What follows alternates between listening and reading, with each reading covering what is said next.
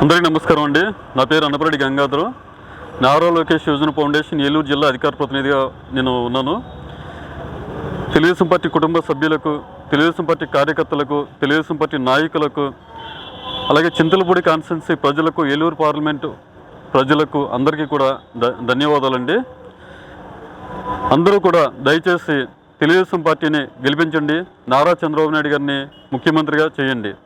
అలాగే మన చింతలపూడి కాన్స్టిట్యున్సీ సొంగ రోషన్ కుమార్ గారు, ఆయన సేవా కార్యక్రమాలు కానీ అన్నీ కూడా చేసుకుంటూ 2014 నుంచి ప్రజాసేవలో ఉన్న వ్యక్తి. అయినా చాలా మంచి వ్యక్తి. అలాగే ఎన్ఆర్ఐ అయినా సరే నేను ఎన్ఆర్ఐని అనే గర్వం లేకుండా ప్రజల్లో తిరుగుతూ ప్రజల కోసం కష్టపడుతూ ఉన్నటువంటి వ్యక్తి సొంగ రోషన్ కుమార్ గారిని మనం ఈ రోజున అత్యధిక మెజార్టీతో గెలిపించాల్సిన అవసరం ఎంతైనా ఉంది. లాస్ట్ 10 years నుంచి మనం చూసుకుంటూ వస్తుంటే 2014 గవర్నమెంట్ తెలుగుదేశం పార్టీలో జరిగినటువంటి అభివృద్ధి తప్ప మన తాలూకాలో, మన కాన్స్టిట్యున్సీలో ఇంకా వేరే ఏ పార్టీ కూడా అభివృద్ధి చేసింది లేదు. అలాంటి పరిస్థితుల్లో 2019లో వైఎస్ఆర్సీపీ గవర్నమెంట్ వచ్చిన తర్వాత అభివృద్ధి అనేది పక్కన పెట్టేసి భూ కబ్జాలు, అలాగే దాచుకోవడం అనేటువంటి నినాదంతో ఈ రోజున ముందుకెళ్తూ ఉంది. ఈ రోజున మన వైఎస్ఆర్సీపీలో ఎమ్మెల్యే చేసినటువంటి ఎలీజా గారు, పాపం ఆయన కూడా చాలా అవమానంగా ఫీల్ అవుతున్నాడు. సైకో జగన్మోహన్ రెడ్డి నా చేత ఏ పని చేయనివ్వలేదు, నాకు నిధులు కూడా సమకూర్చలేదు, గ్రూప్ రాజకీయాలతో నన్ను తొక్కేశారని చెప్పి బాధపడి ఈ రోజున కాంగ్రెస్ పార్టీలోకి వెళ్ళి ఎమ్మెల్యేగా పోటీ చేసినటువంటి వ్యక్తి ఎలీజా. ఆయన కూడా మనం విమర్శించట్లేదు ఈ రోజున. ఎందుకంటే సైకోనే పైన సీఎంఏ సైకో అయినప్పుడు వీళ్ళందరూ మాత్రం ఏం చేస్తారని మనం వాళ్ళని చూసి జాలిపడాలి తప్ప ఇంకా చేసేది ఏమీ లేదు. దయచేసి ప్రతి ఒక్కరూ కూడా సొంగ రోషన్ కుమార్ గారిని గెలిపించాల్సినటువంటి ఆవశ్యకత అందరిలోనూ ఉంది. అలాగే సొంగ రోషన్ కుమార్ అనే వ్యక్తి ప్రజల నుంచి రూపాయి కూడా ఆశించే వ్యక్తి కాదండి. ప్రజల కోసం, ప్రజల యొక్క అభివృద్ధి కోసం, మన చింతలపూడి కాన్స్టిట్యున్సీ యొక్క అభివృద్ధి కోసం ఈ రోజున మన ముందుకు వచ్చినటువంటి వ్యక్తి. ఈ రోజున మన చింతలపూడి కాన్స్టిట్యున్సీలో రోడ్లు కానీ, డ్రైనేజీలు కానీ, వీధి లైట్లు కానీ ఏది లేనటువంటి పరిస్థితి అండి. ఒక వ్యక్తి మార్నింగ్ రోడ్డు మీదకి బయలుదేరితే బైక్ వేసుకునో, కారు వేసుకునో ఇంటి దగ్గరికి వచ్చేదాకా కూడా మనకి డౌటే, వస్తారా లేదా, నేను యాక్సిడెంట్ అవుద్దని భయంతో ఇంటి దగ్గర ఉన్నటువంటి మన మనుషులు ఎదురు చూస్తూ ఉంటారు.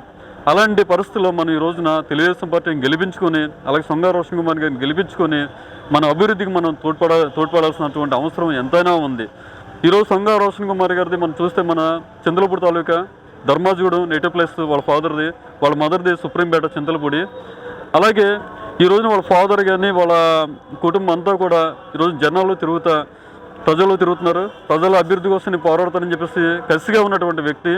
అటువంటి వ్యక్తిని ఈ రోజున మనం గెలిపించుకొని తీరాలి. అలాగే ఎక్కడ చూసినా భూ కబ్జాలు. మనం ఒక సైట్ కొనుక్కొని 4-5 సంవత్సరాల సైట్లోకి వెళ్ళకపోతే రేపు మన సైట్ కాదు అది.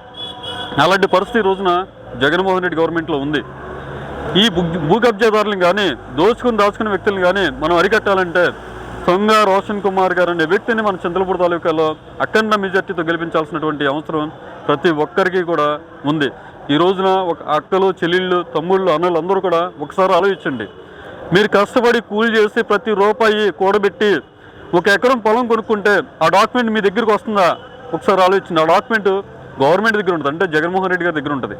రేపొద్దున ఆ డాక్యుమెంట్ తీసుకెళ్ళి తనఖా పెట్టేసుకుని బ్యాంకులో గవర్నమెంట్ దాని మీద లోన్ తీసుకుంటుంది. రేపొద్దున డాక్యుమెంట్ మీకు సంబంధం లేదు. మీ కుటుంబంలో ఏదైనా కలహాలు వచ్చి, కుటుంబ వ్యక్తులు ఎవరైనా, డాక్యుమెంట్ హోల్డర్ ఎవరైనా చనిపోతే, మీ కుటుంబంలో కలహాలు వచ్చి మీకు గొడవలు అయితే ఆ భూమిని గవర్నమెంట్ హ్యాండ్ ఓవర్ చేసుకునే విధంగా ఈ రోజున జగన్మోహన్ రెడ్డి పాలసీ తీసుకొచ్చారు. అదేవిధంగా విదేశాల్లో ఉన్నటువంటి ఎన్ఆర్ఐలు ఎవరైతే ఉన్నారో వారందరూ కూడా ఇక్కడ ఏదో కూలి పని, నాలి పని చేసుకొని కష్టపడి చదివించి పిల్లల్ని వాళ్ళు అప్పు చేసి విదేశాలకు పంపిస్తే, విదేశాల్లో సంపాదించుకున్న డబ్బుతోటి ఇక్కడ ఏదో పొలం కొనుక్కుందని చూస్తే వాళ్ళ పొలం కూడా, వాళ్ళ డాక్యుమెంట్ కూడా తీసుకెళ్ళి జగన్మోహన్ రెడ్డి ఈ రోజున బ్యాంకులో పెట్టుకుంటున్నాడు. ఆ గవర్నమెంట్ దగ్గర ఉంటుంది డాక్యుమెంట్, ఒరిజినల్ డాక్యుమెంట్. దానికి సేఫ్టీ ఎక్కడుంది? మన డాక్యుమెంట్, మనం స్థలం కొనుక్కుంటే ఒరిజినల్ డాక్యుమెంట్ మన దగ్గర ఉండి మన బీరువాలో ఉంటుంది. మన స్థలం అది, మన ప్రాపర్టీ అనే సాటిస్ఫాక్షన్ మన దగ్గర ఉంటుంది.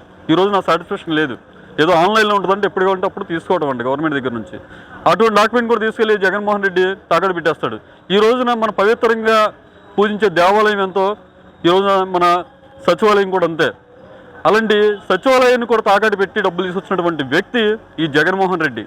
ఈ జగన్మోహన్ రెడ్డి డ్రామాలు, కోడికత్తి డ్రామాలు, రాయి డ్రామాలు, అలాగే గొడ్డలపూడి రామాలు ప్రజలందరూ కూడా గమనిస్తున్నారు. దయచేసి ఎటువంటి ప్రలోభాలకి కూడా దయచేసి గురవద్దండి.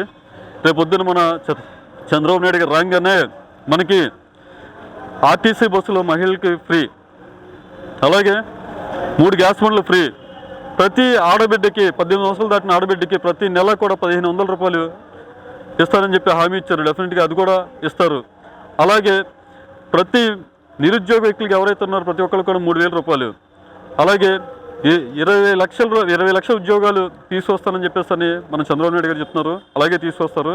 ఈ రోజున జగన్మోహన్ రెడ్డి అనే వ్యక్తి ఏదో 10,000 వేస్తున్నాడు, లేకపోతే 18 సంవత్సరాలు దాటిన 58 సంవత్సరాల లోపాలకో లేకపోతే 45 సంవత్సరాలు దాటిన వాళ్ళకో ఈ డబ్బులు వేస్తున్నాడని చెప్పి అనుకుంటున్నారు. డబ్బులు ఎక్కడ తీసుకొచ్చేస్తున్నాడండి?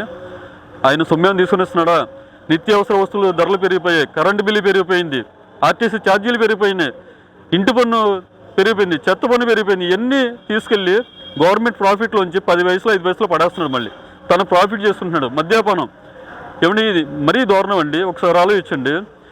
కోవిడ్ వచ్చి ప్రజలు నానా కష్టాల్లో ఉంటే, బార్లన్నీ కూడా మూసేసే పరిస్థితిలో ఉంటే, ఉపాధ్యాయుని గురువుని మనం ఎలా పూజిస్తామండి? తండ్రి తర్వాత ఉపాధ్యాయుని మనం పూజిస్తాం తండ్రి స్థానంలో. అలాంటి ఉపాధ్యాయులను తీసుకెళ్ళి గాంధీ షాపుల దగ్గర కాపలా పెట్టిన వ్యక్తి ఈ సైకో జగన్మోహన్ రెడ్డి. ఈ జగన్మోహన్ రెడ్డి మళ్ళీ కావాలా మనకి? ఆలోచించండి ఒకసారి. మనకి పాఠాలు నేర్పే ఉపాధ్యాయుని తీసుకెళ్ళి గాంధీ షాపుల దగ్గర కాపలా పెడతాడా? కాపలా పెట్టింది కాకుండా కోవిడ్ టైంలో జనాలు రూపాయి లేక పనులు లేక కష్టపడతా ఉంటే, అటువంటి టైంలో ఈ జగన్మోహన్ రెడ్డి ఏం చేస్తాడండి? మద్యపానం రేటు పెంచాడు.